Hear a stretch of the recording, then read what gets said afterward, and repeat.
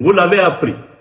M. Ouattara a tenté de m'arrêter à l'aéroport d'Istanbul et de m'extrader par la procédure d'urgence en Côte d'Ivoire le 3 novembre dernier.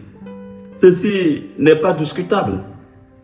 Depuis ces 5 longues années, son obsession forcenée à me mettre aux arrêts ne s'est jamais flétrie.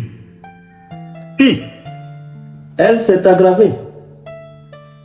Après m'avoir fait condamner par une justice émasculée aux ordres, successivement à 20 ans et à perpétuité, il a entrepris de déclencher contre moi une féroce chasse internationale à l'homme en dépit des décisions de la Cour africaine des droits de l'homme et des peuples qui a annulé toutes les poursuites contre ma personne parce que, vous le savez bien, elles étaient politiquement motivées.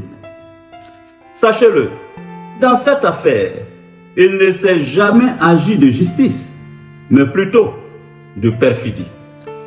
En effet, déjà dans le courant de l'année 2020, précisément au mois de novembre, il a exigé de la France où je résidais mon arrestation et mon extradition.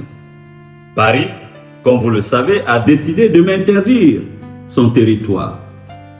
Du 14 au 18 février 2022, Alassane Ouattara a effectué une visite officielle en Belgique avec, parmi ses priorités, l'obtention de mon arrestation. Il a expressément exigé que le visa Schengen que je détenais ne soit pas renouvelé. Il a insisté auprès du gouvernement belge pour que ce pays ne me délivre aucun document administratif qui m'aurait permis d'y résider légalement. Ceci aussi est incontestable. Ceci m'a contraint à emprunter une autre destination pour mon exil. En janvier 2022, je me suis installé à Dubaï. Le 23 décembre 2022, de la même année, recevant les lettres de créance de l'ambassadeur des Émirats arabes unis, il a profité pour réclamer mon arrestation et mon extradition en Côte d'Ivoire. Ceci ne se discute pas non plus. Informé, j'ai dû me résoudre, la mort dans l'âme, à nouveau, à prendre le pénible chemin de l'exil, m'enfonçant toujours plus loin dans les confins du continent asiatique.